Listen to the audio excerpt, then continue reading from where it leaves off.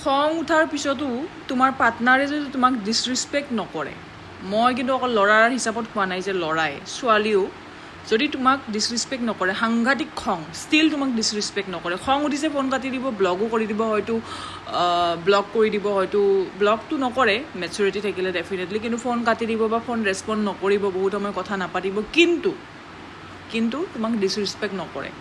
আই ন' date block কৰি দিয়াটো এটা ডিছৰিছপেক্টে হয়, ফোন কাটি দিয়াটো মুখত বা ফোন ৰিচিভ নকৰাটো, কিন্তু মিছবিহেভ যাতে তোমাক কৰিব লগা চিটুৱেশ্যন নহয়, এবিউজ যাতে নকৰে, যি টি যাতে খঙতে কৈ নিদিয়ে য'ত তুমি হাৰ্ট হোৱা, য'ত ৰিলেশ্যনশ্বিপটো বেয়া হৈ যায়, য'ত তোমালোকে দুজনৰ মুখৰ ফালে চাব নোৱাৰা, সেনেকুৱা যাতে কিবা কৈ নিদিয়া, ডেটছ ৱাই সেইখিনি চিটুৱেশ্যনত কাট অফ হৈ যায়, চুপচাপ হৈ যায়, ঠিক আছে।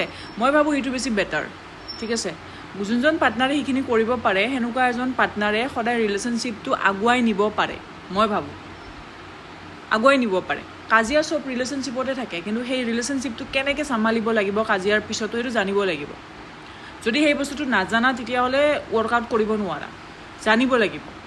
আমি কি কৰোঁ, কাজিয়া হ'লে দুজনে দুজনক যি টি আং বাং চব কৈ দিওঁ, আকৌ নেক্সট ডে আমি মনত পৰে, কিন্তু কথা পাতিবৰ কাৰণে একো নাথাকে, বিকজ ইমানখিনি শুনাই দিওঁ যে সেইজনেও তোমাক শুনাই থাকিব, নেক্সট টাইম ফোন কৰিলে তুমিও শুনাই থাকিবা, কিয় কৈছা তুমি এইটো, সিও শুনাব, তাইও শুনাব যে তুমি কিয় এইটো কৈছিলা, এইটো। তাৰপিছত বস্তুবোৰ কি হয় যে বাঢ়ি বাঢ়ি গৈ থাকে, কাজিয়া আছিল টপিকটো কিবা বেলেগ, তুমি মোক কিয় ফোন কৰা নাই, এইটো হয়তো টপিক আছিলে, তাৰপিছত লাষ্টত গৈ তুমি মোক ডিছৰিছপেক্ট কৰিছা, তুমি এনেকুৱা ধৰণৰ ৱৰ্ড কেনেকৈ ক'ব পাৰা, তুমি মোক লৈ কিনে ইমান বেয়া ভাবা, আচ্ছা তুমি মোক এইটো ভাবা, এইবিলাক হৈ যায়।